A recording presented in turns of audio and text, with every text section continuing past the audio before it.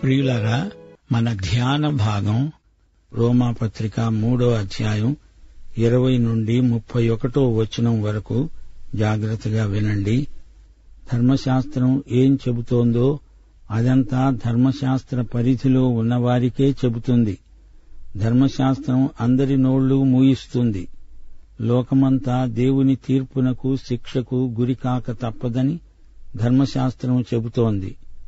ధర్మశాస్త్రోక్త క్రియలు చేసినంత మాత్రాన దేవునితో సరైన సంబంధం ఏర్పడదు, సహవాసం కలగదు.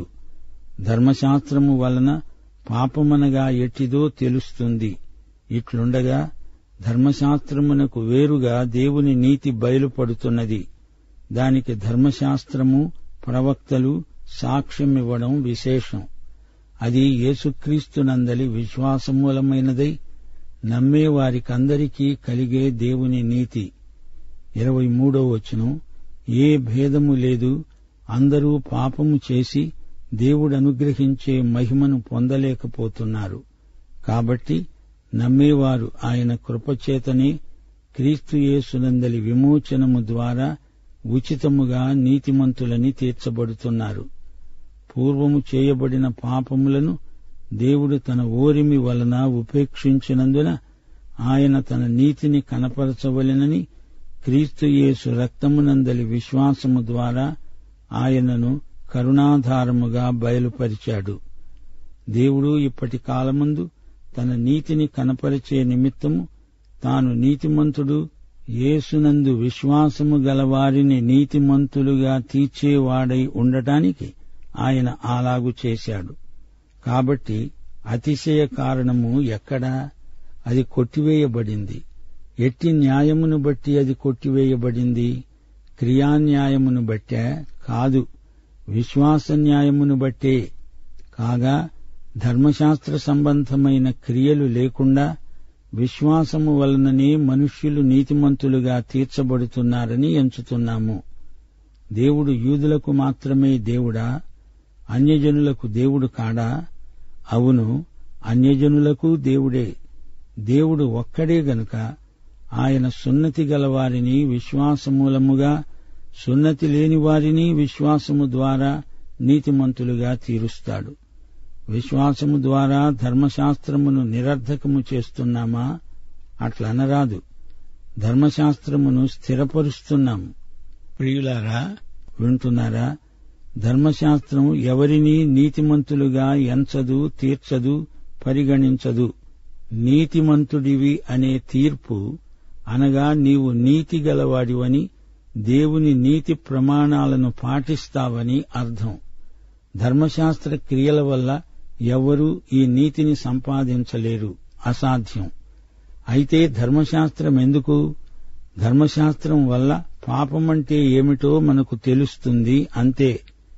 ధర్మశాస్త్రము రక్షించజాలదు, కాని నీవు పాపివి అని తీర్పు తీరుస్తుంది. ఇప్పుడు పౌలు రక్షణను గురించి మాట్లాడుతున్నాడు. నీతి తీర్పు అంటే ఏమిటో పౌలు తేటగా చెబుతున్నాడు. అసలైన నీతి దేవుని నుండే లభ్యమవుతుంది. దేవుడు తన మహిమను మరెవరితోనూ పంచుకోడు. ఇది మనుష్యుల నీతి కాదు.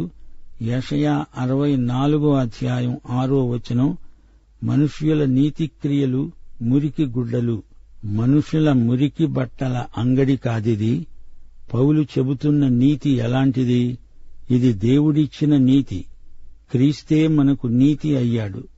1 కొరింథీ 1వ అధ్యాయం 30వ వచనం, ఆయనే మనకు జ్ఞానము, నీతి, పరిశుద్ధత, విమోచన అయ్యాడు. 2 కొరింథీ 5వ అధ్యాయం 21వ వచనం, మనము ఆయన యందు దేవుని నీతి అగునట్లు పాపమెరుగని ఆయనను మన కోసము పాపముగా చేశాడు. దేవుడే ఈ నీతిని మనకు దానం చేస్తున్నాడు. మనం ఉత్పత్తి చేయగలిగింది కాదిది. దేవుడు మన నుండి కోరే నీతిని దేవుడే మనకు అనుగ్రహిస్తున్నాడు. ఇది ధర్మశాస్త్రం వల్ల కలిగింది కాదు.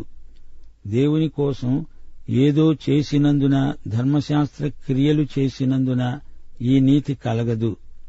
ధర్మశాస్త్రమంతా ఎవరూ నెరవేర్చలేరు. ధర్మశాస్త్రం ద్వారా ఎవరూ రక్షణ పొందలేరు.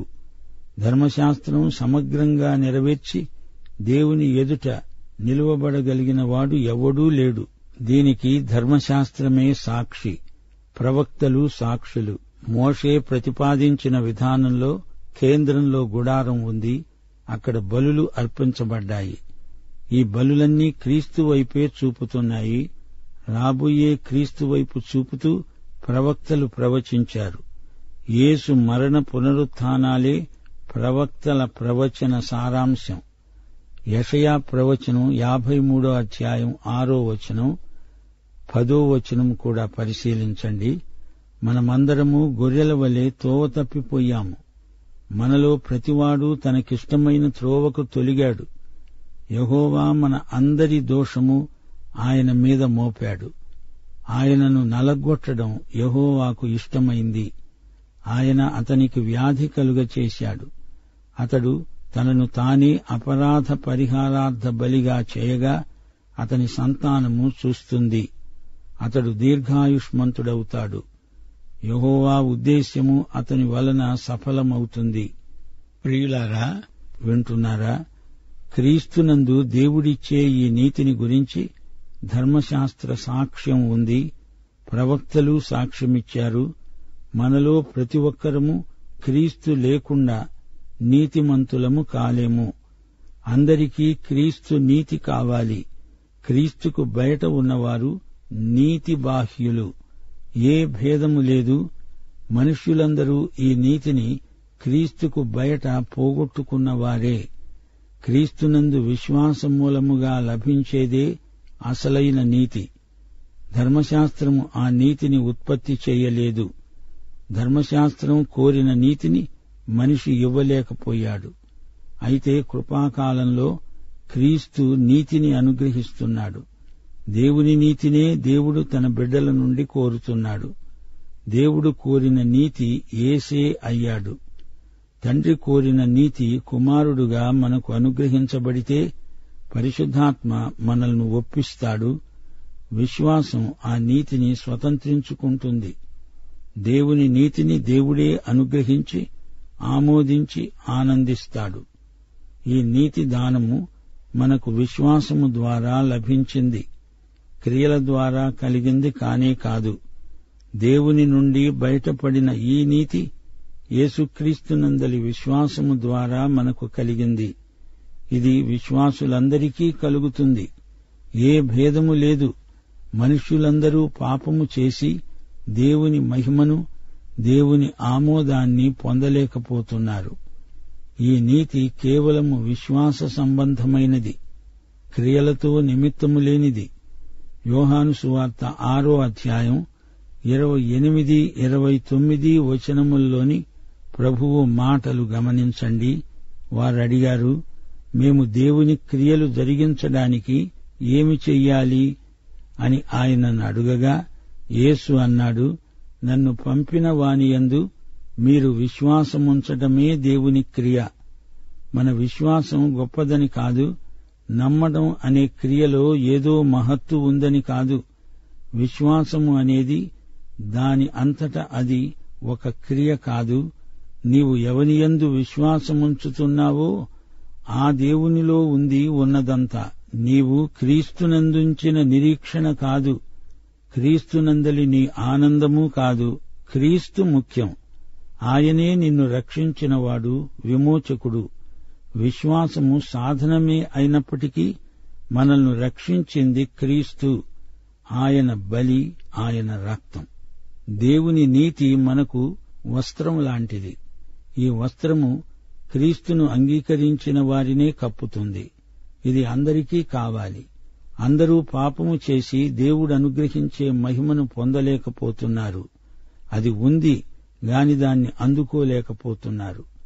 దేవుని మహిమను పొందనేరని వారిలో ఎక్కువ అని తక్కువ అని ఉండదు, ఏ భేదము లేదు. అయితే క్రీస్తునందు ఉచితముగా నీతిమంతులమని పరిగణించబడుతున్నాము. 24వ వచనంలో మనం ఉచితముగా, నిర్హేతుకముగా నీతిమంతులమని తీర్చబడ్డాము. దేవుని కృపకు అర్హమైనది ఏదీ మనలో లేదు. మన అక్కర మాత్రమే మనకున్నది, అంతకు మించి మరేమీ లేదు. ఉచితముగా మనకి నీతి దానముగా దొరికింది. దేవుని ప్రేమకు కారణం అడక్కండి, అది అవ్యాజమైన ప్రేమ. కృప అంటే ఏమిటి? దీనికి క్లుప్త వివరణ, దేవుని ప్రేమ పనిచేసే విధానం, అదే కృప. క్రీస్తునందలి విమోచనము ద్వారా నీతిమంతులము అని పరిగణించబడుతున్నాము. కృపకు విమోచనకు అవినాభావ సంబంధమున్నది. దేవుడు నిన్ను నన్ను రక్షించగలిగాడంటే క్రీస్తు చేసిన విమోచన కార్యమును బట్టే. క్రీస్తు యేసు మన కోసం చెల్లించిన గొప్ప వెల ఇది. ఆయన శిలువపై బలి అయిన గొర్రెపిల్ల. విశ్వాసము ద్వారా నీతిమంతులమయ్యామంటే మన పాపాలను తీసివేయడమే కాదు, అనగా పాప క్షమాపణ మాత్రమే కాదు, క్రీస్తు నీతి మనకు చేర్చబడింది. ఆదాము పడిపోకముందు ఉన్న స్థితికి పునరుద్ధరించబడ్డాము. అంతేకాదు, క్రీస్తునందు ఉంచబడ్డాము. దేవునికి నిత్య కుమారులము కుమార్తెలము అవుతున్నాము. జాన్ బనియన్ పేరు మీరు విన్నారు కదా. అతడు యాత్రికుని ప్రయాణం అనే గ్రంథాన్ని రాసిన భక్తుడు. తానెంతో ఘోర పాపి అని గ్రహించాడు. తనలో నీతి అనేది ఏ కోశానా లేదు. దేవుడు తనను ఎలా చూచాడో అలాగే తనను తాను చూసుకోగలిగాడు. నేను పాపిని అని స్థూలంగా ఒప్పుకోవటం కాదు, నా నడినెత్తి నుండి అరికాలి వరకు నేనే పాపమును అని ఒప్పేసుకున్నాడు. నేను పాపంతో నిండి నిబిడీకృతమైపోయాను. పాపాలు క్షమించబడిన తరువాత కూడా దేవుని సన్నిధిలో నిలువగలగడం అతనికి బెరుకనిపించింది. దేవుని ఎదట ధైర్యంగా ఎలా నిలవగలను? ఒకరోజు పంట చేలోబడి వెడుతున్నాడు జాన్ బనియన్. ఈ సమస్యతో సతమతమవుతున్నాడు. అప్పుడు పౌలు అతనికి జ్ఞాపకం వచ్చాడు. ఈ పౌలు కూడా తనను తాను పాపులలో ప్రధానిని అని ఒప్పుకున్నవాడే. ఫిలిప్పీ పత్రిక 3వ అధ్యాయం 9వ వచనం జాన్ బనియను స్ఫురణకు తెచ్చుకున్నాడు. ధర్మశాస్త్రమూలమైన నా నీతిని కాక క్రీస్తునందలి విశ్వాసము వలనైన నీతి, అనగా విశ్వాసమును బట్టి దేవుడు అనుగ్రహించే నీతి గలవాడనై ఆయన యందు అగపడాలని నా మహదాశయం. వింటున్నారా? యాత్రికుని ప్రయాణం చదివి చూడండి. అదంతా జాన్ బనియను ఆధ్యాత్మిక యాత్ర. తన భుజాలపై పాపభారాన్ని మోస్తూ యాత్రికుడు విషాదలోయకు వచ్చాడు. ఎట్టకేలకు శిలువ చెంతకు చేరాడు. అప్పుడు అతని పాపభారమంతా తొలగిపోయింది. అప్పుడు క్రీస్తును తన స్వకీయ రక్షకుడుగా అంగీకరించాడు. విశ్వాసులారా, మరిచిపోకండి, కృపచేతనే మనం రక్షించబడ్డాము. ఈ కృపాయుగంలో దేవుని జీవజలములు యేసు శిలువలో నుండి సంతత ధారగా ప్రవహిస్తాయి. యేసు శిలువ జీవజలనిధి. దేవుడు చేసిన గొప్ప కార్యమెంతో అమూల్యమైనది. తన కుమారుణ్ణి శిలువపై మరణించడానికి పంపాడు. కృపచేతనే దేవుడు నిన్ను నన్ను రక్షించగలిగాడు. పౌలు ఎఫెసీ పత్రిక 2వ అధ్యాయం 4-5 వచనాలలో ఇదే మాట అంటున్నాడు. దేవుడు కరుణాసంపన్నుడై ఉండి మనము మన అపరాధముల చేత చచ్చిన వారమై ఉండినప్పుడు సైతము మన ఎడల చూపిన తన మహాప్రేమ చేత మనలను క్రీస్తుతో కూడా బ్రతికించాడు.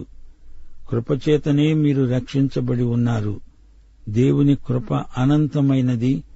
అనంతమైన దేవుని ప్రేమ పనిచేసినప్పుడు అది కృప అవుతుంది. క్రీస్తు బలియాగమందు ఆయన దివ్య కృపను తేటగా చూడగలం. ధర్మశాస్త్రపు కంచెను అధిగమించిన కృప. ధర్మశాస్త్రము నుండి అనంతమైన స్వేచ్ఛ ప్రాప్తించింది.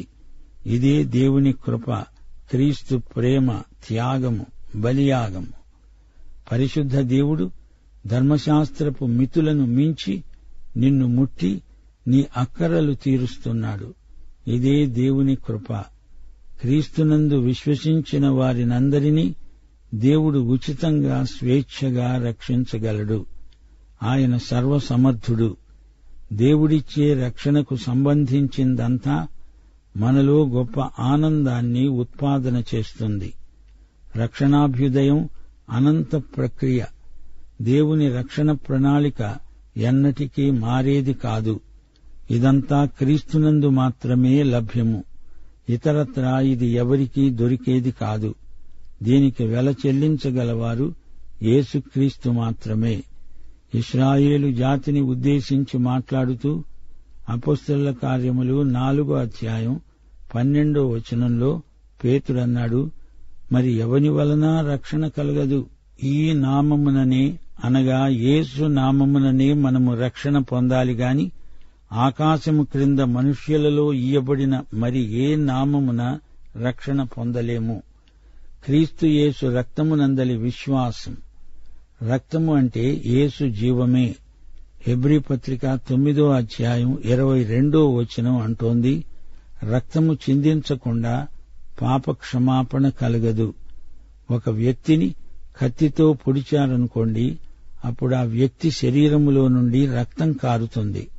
అప్పుడు ఆ వ్యక్తి చస్తాడు. మనిషి ప్రాణం, జీవం రక్తములో ఉంది. యేసు జీవం మనకివ్వబడింది, అనగా ఆయన రక్తం మనకు దానం చేయబడింది. రక్తం మనిషి జీవమే. ఇక్కడ 3 మాటలను సునిశితంగా మనం పరిశీలించాలి. 1 కరుణాధారము, 2 నీతి, 3 పాపక్షమాపణ. ఓరిమితో మన పాపాలను ఉపేక్షించాడు. క్రీస్తునందలి నీతి బయలుపరచబడింది. మన రక్షణకర్త దేవుడే. ఈ రోజున మనల్ని రక్షించడానికి సమర్థుడు ఆయనే. ఏ మతము కాని, ఏ సంఘము కాని మనిషిని రక్షించలేదు. 2 కొరింథీ 5వ అధ్యాయం 18వ వచనంలో పౌలన్నాడు, సమస్తము దేవుని వలన అయినవి. ఆయన మనలను క్రీస్తు ద్వారా తనతో సమాధానపరచుకున్నాడు. సమాధానపరిచే ఈ పరిచర్యను దేవుడు మనకు అప్పగించాడు. దేవుని హృదయాన్ని మెత్తబరచడానికి మనమేమీ ఏడవనక్కర్లేదు, మొత్తుకోనక్కర్లేదు. ఆయన నిన్ను తనతో క్రీస్తునందు ఎప్పుడో సమాధానపరుచుకున్నాడు. దేవుడు క్రీస్తును కరుణాధారముగా బయలుపరిచాడు. యేసు మనకు కరుణాధారం. పాత నిబంధన వ్యవస్థలో అది పరిశుద్ధ స్థలంలో కరుణాపీఠం. ప్రధాన యాజకుడు మాత్రమే ఆ తెర దాటి అక్కడికి వెళ్లగలడు. అయితే ఈ రోజున యేసే మన కరుణాపీఠం. హెబ్రీ పత్రిక 9వ అధ్యాయం 5వ వచనం, కరుణాపీఠమును కమ్ముకుంటున్న మహిమగల కెరూబులు.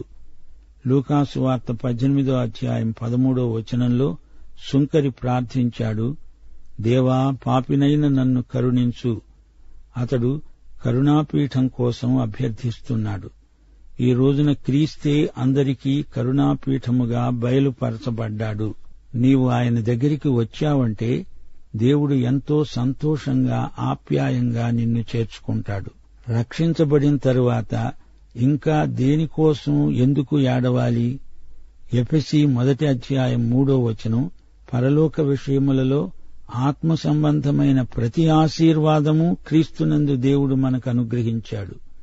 ఏదీ మిగుల్చుకోలేదు.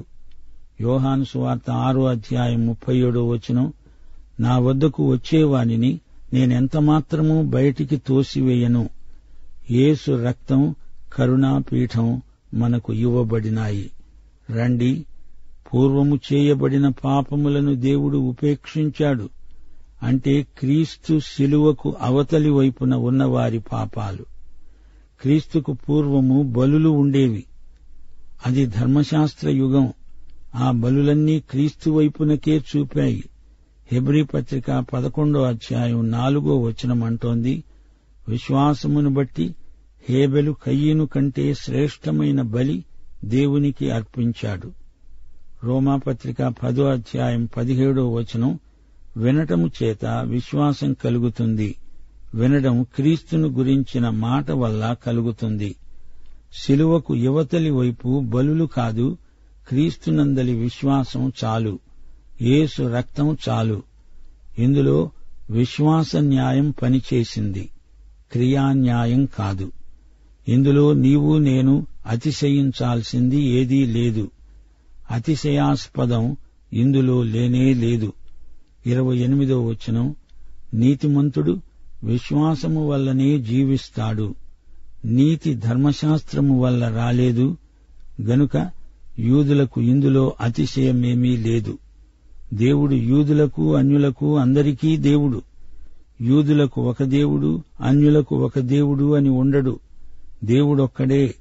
విశ్వాసానికి ధర్మశాస్త్రంతో నిమిత్తం లేదు. అబ్రహాము, దావీదు వీరు కూడా విశ్వాసము వల్ల రక్షించబడ్డవారే, ధర్మశాస్త్ర క్రియల వల్ల కాదు. ధర్మశాస్త్రము లేనప్పుడు అబ్రహాము జీవించాడు. అబ్రహాము విశ్వాసమును బట్టి రక్షణ పొందాడు. దావీదును రక్షించింది కూడా విశ్వాసన్యాయమే, క్రియాన్యాయము కాదు. పాఠం సమాప్తం. ప్రభు అయిన యేసుక్రీస్తు వారి కృప, తండ్రి అయిన దేవుని ప్రేమ, పరిశుద్ధాత్మ యొక్క అన్యోన్య సహవాసము నిత్యత్వము పర్యంతము మనకందరికీ తోడై ఉండునుగాక. ఆమేన్.